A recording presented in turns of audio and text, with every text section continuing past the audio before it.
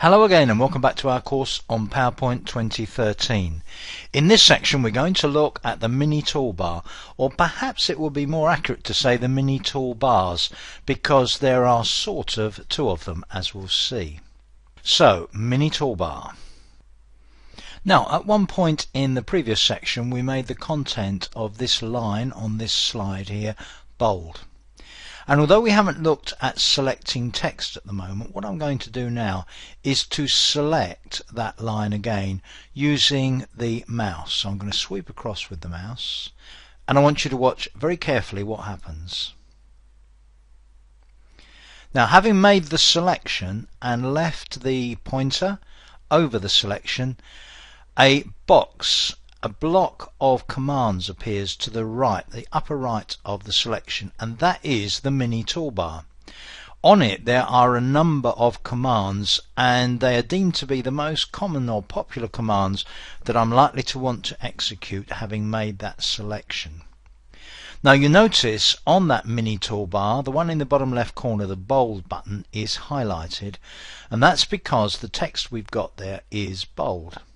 If I wanted to unbold it, I wouldn't need to go to the ribbon, I wouldn't need to go to the quick access toolbar, I could just unbold it by clicking the button on the mini toolbar. So let's unbold it. It's now no longer bold. I could also, for instance, make it italic,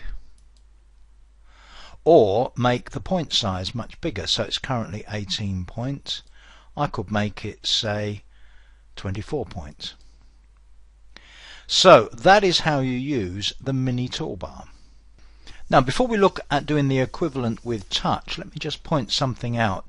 If I go into options via backstage view, you may remember on the general tab the very first option there is show mini toolbar on selection, and if I uncheck that and click OK, now let me select that text again exactly the same way as I did before. Leave the arrow pointing at the text. I don't get a mini toolbar with mouse and keyboard if I have that option disabled.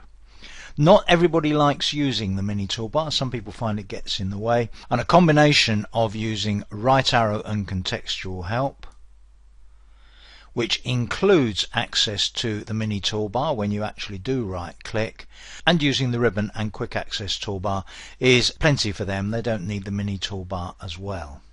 So let's do the same thing using touch. In the case of touch, you can see the markers at either end of the selection, those little circles at either end of the phrase content of the first slide. And in order to bring up the mini bar or mini toolbar we're using touch, all I do is tap and hold on the selected text. And what you see now is the mini bar.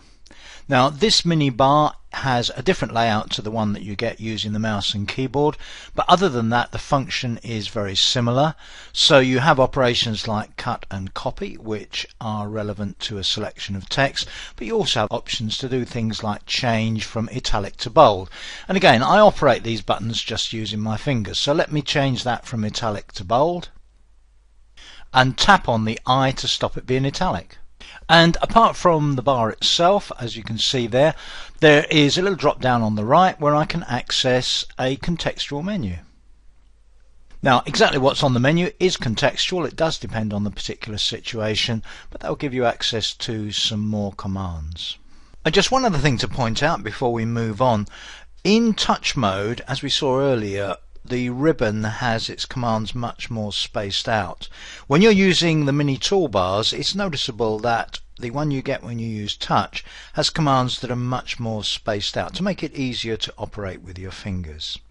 Okay, so that's it on mini toolbars for now. We'll be using those throughout the course. It's time to move on and have a quick look at customizing the status bar. I'll join you in the next section.